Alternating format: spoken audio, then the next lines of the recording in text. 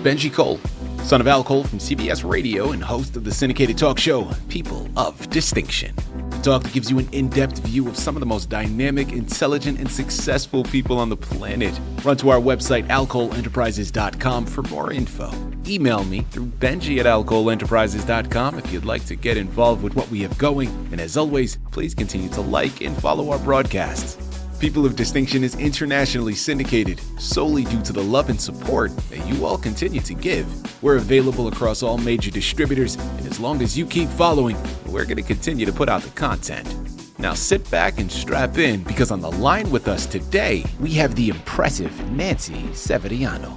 Now we're going to be discussing her amazing book, The Year I Couldn't Cry. Now, it's available for purchase through Amazon, Barnes & Noble, all the regular online book resellers. People, once we begin talking about this book, you're going to understand why you need to add it to your shelf. While you're at it, I'm going to list 3 other books. Now, one of which is no longer in circulation, but it's so damn good, I'm going to give it, I'm just going to pay homage to it, and I'm going to point it out. Because listen, Nancy, she had a cookbook that she wrote at one time, and that one was called From Wings to Salsa, How to Cook with Nuclear Waste. Again, no longer in circulation, so it's not available. But man, like I said, we gotta pay homage to it because it was something that was so impressive. Now, 2 other books that are still in creation you're going to want to get in the future. One is called The Shady Forest Collection, which is a collection of children's books. And then Working the Bar in beautiful downtown Sodom and Gomorrah. Both of these fantastic creations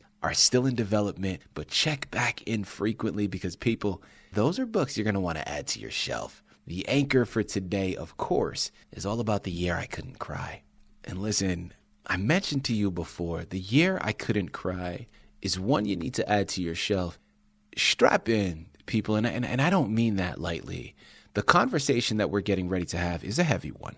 This is going to be a difficult topic to address, but just because it's difficult doesn't mean we shy away from it. You see, because this deeply personal memoir is not only a raw exploration of grief and justice, but it's also a powerful call to action against the silent epidemic. And trust me when I tell you, it is truly a silent epidemic. Because when we talk about domestic violence, so many of us suffer in silence. So many of us, for one reason or another, whether we don't have the support system or we're ashamed to reach out to them, or really a number of other reasons under the moon, this is something that affects a very large portion of the population, unfortunately.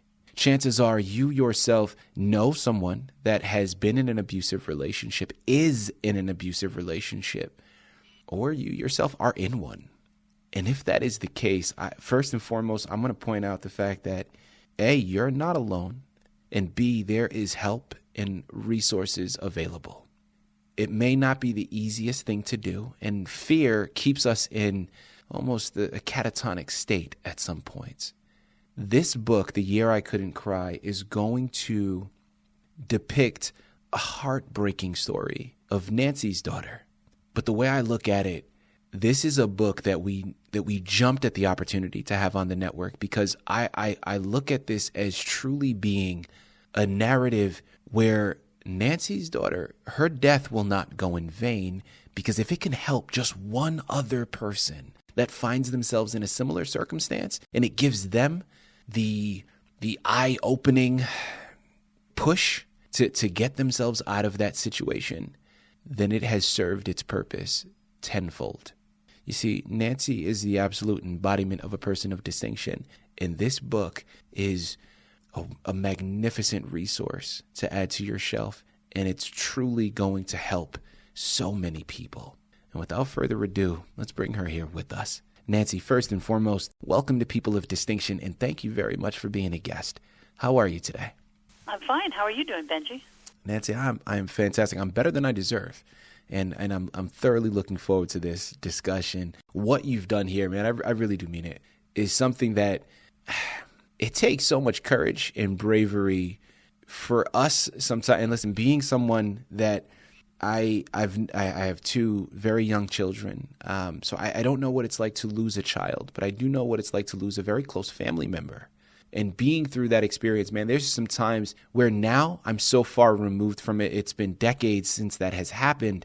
I'm much more comfortable talking about that and going back to those moments and reliving some of those experiences. But I remember when it happened.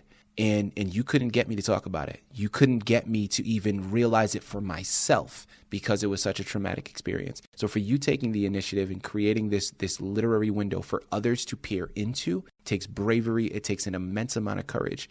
And I truly appreciate you being here with us to discuss it.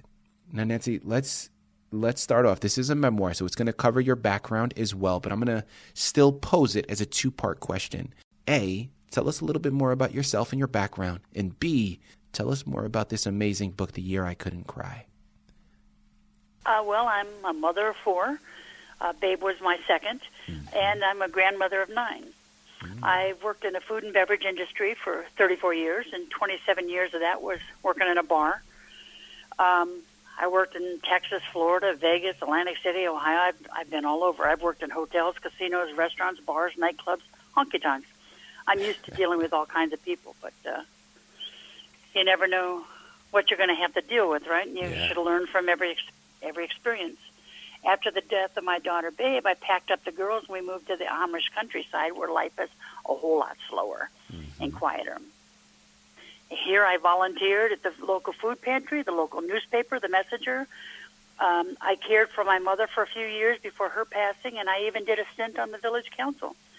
I live in a small, quiet community, and I know most everybody in town. You know, it's interesting when you say that.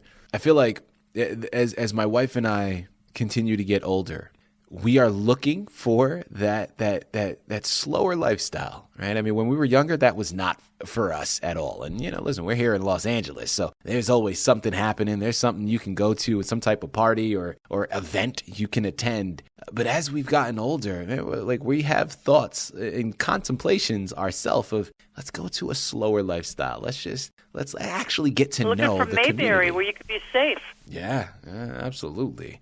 So you said a mouthful there. Nancy, tell us a little bit more about your book. Well, The Year I Couldn't Cry is not a mystery. This is a true story of my daughter Babe's brutal murder, and her husband killed her, stabbed her to death, and it's a description of her dead bodies on page 5. I mean, it's not far in. It's like I said, it's not a mystery. Yeah. It talks about explaining what a funeral is to a 3-year-old who doesn't know why are we here. And getting ready for the murder trial, you had to go to the DA and get them used to being on the witness stand. And I had to get the custody of the 2 infants, girls. They were 2 and 3 years old, their therapy, and 4 other funerals all in that year. My mother had sisters. All their husbands died at the same year, and my dad was one of them that died that year. It was hard. It was a really tough year. My 5th grandchild was born also in that year, just before my dad passed away. And flying down to be there when he was born, I didn't have the money to go to my dad's funeral. I had to borrow that from my mom. Wow. It was a rough year. Nancy, I'm curious to know. So I guess the basic crutch of my next question is inspiration, but it's more layered and nuanced than that. You know, when we first began, I mentioned how I have dealt with my fair share of loss as well. And when I was going through that, it was a very difficult process, and wanting to sweep things under the rug and not acknowledge it was definitely something that I had done for a little bit, right? Until years later, when I was older, I was more mature and I was able to face it head on. Well, talk to us about this writing process. How did you find the strength to relive these events, and what did the process teach you about healing? Well, in my life, it was quite a circus between lawyers, grief counselors, therapists, food stamps, doctor's appointments, Social Security, funerals, the whole 9 yards, that resulted from the death of my daughter. And raising of her infant children, I did not have time for my own therapy. So I wrote this book. Writing this book was my therapy. I could get it. I could cry it all out. I could get it. I could stop the nightmares. I wrote everything down on paper, and I wrote it. I mean, I'm no literary genius, and I'm not a bookworm. I just wrote it like a diary because I didn't know how else to do it. And that's the format I use. Just write it down like a diary, like it happened. But I'm here all by myself where the kids are in school. I wrote this 20 years ago. While they were in school, I was writing every day, writing all this stuff down. Yeah. Till I got it all down. Then once I got it down, I could like take a breath. Yeah. I didn't have to worry about it till the pandemic, and then I had time to sit down and actually try to get it published. It ripped all those Band-Aids off. Did a lot more crying then. Yeah, oh, I believe it. And, Nancy, that's why I'm saying you deserve so much. It's difficult to say so much congratulations because it's such a depressing situation around all of this. But this is where I think the silver lining is. And this is going to lead into my next question as well. But being able to offer your experience is going to showcase to others that are dangerously close to the situation, or maybe others that have lost members of either their family or close friends through domestic abuse. This is going to offer strength and wisdom to them because they're going to find a lot of relatability in your words. And it's so unfortunate that we live in a world where this is even a possibility, where we can find relatability in such a distraught and horrific circumstance. But people, I'm telling you, this is one that needs to be added to your shelf. It's Amazon, it's Barnes & Noble, it's a lot of other places. Again, it's called The Year I Couldn't Cry by Nancy Seberiano. Head on over there today and pick up your copies. And while you're at it, make sure to remember, check back in frequently. She's got other books that are set to be released, and you're going to want to get your hands on them as well. Nancy, my follow-up question, as I was saying, I wanted to lead into, through that wisdom that you were able to showcase, well, let's take an opportunity here and let's address the elephant in the room, right? That silent epidemic that I talked about in my introduction. How do you hope your story will help break the silence surrounding domestic abuse and encourage others to seek the help or support that is so necessary and that is around? Well, if you don't talk about it, it's swept underneath the rug. Nobody knows. Mm-hmm. You got to talk about it. You got to get out. And I mean, maybe you can't talk about it while you're there and while you're in the moment, but he has to leave sometime. He has to leave sometime. Absolutely. Get out. Get out. And whatever you have to do to get out, get out. I mean, you call the cops and tell them my husband, my boyfriend, my roommate, whatever, is abusing me. I would like to leave. Would you please escort me? They will come and you pack all your crap in the car and they'll take you wherever you want to go. Or they'll sit there and watch while your parents come in with a loading van and get you out of there. I mean, that's their job. And Nancy, my next question, and this is going to be something that is of course specific to you and who you are as a person and your circumstances, but it's something that we can all relate to. When we lose a loved one, especially when the circumstances are so unnecessary as it is in this instance, when we're talking about murder, your daughter should still be here with us. My brother should still be here with us. So many other people listening in that have lost loved ones, friends, whoever, to murder. That life was taken unnecessarily. So you're grappling with a lot of things as you're processing. Anger being one of them. Now, throughout that, you can't hold on. Like, it's easier said than done. You can't hold on to the anger because if you don't forgive the circumstance, if you don't forgive the people that committed this, and I guess maybe forgiveness isn't the right word, because you're not forgiving them, but you're forgiving yourself to allow yourself to be able to move on. Because if you hang on to it, man, that's going to eat away at you. And it really is going to cause a huge burden. Talk to us about how you grappled with feelings of anger and or even the desire for forgiveness throughout this journey. And did writing the book help you process those emotions? Absolutely. There was a lot of anger. Mm-hmm. There still might be a little residual anger. Yeah. But, with God, you just got to pray. And it took me a while to forgive. But I came to the realization that I don't got to go tell him I forgive him. He doesn't have to know I forgave him. I only got to tell God that I forgive him. Right. He's where he needs to be. He'll never get out. And that's good enough for me. By the time he gets out, if he ever gets out, by the time he gets out, he'll be The girls will be old enough that they'll be married and have different names, so he won't be able to find them. He'll be an old man. And, I don't think he's stupid enough to come to my front door. Well, he better not be. He better not be. You know, Nancy, as we close out of here, is there anything else that you would like to let our listening audience know before we let you go? Well, many people that know me, I got a whole church full of people and people in town. Many people who know me and the girls constantly tell me what a wonderful job that I've done with the girls. But that's not the truth. I did not save those girls. They saved me. Wow. They saved me.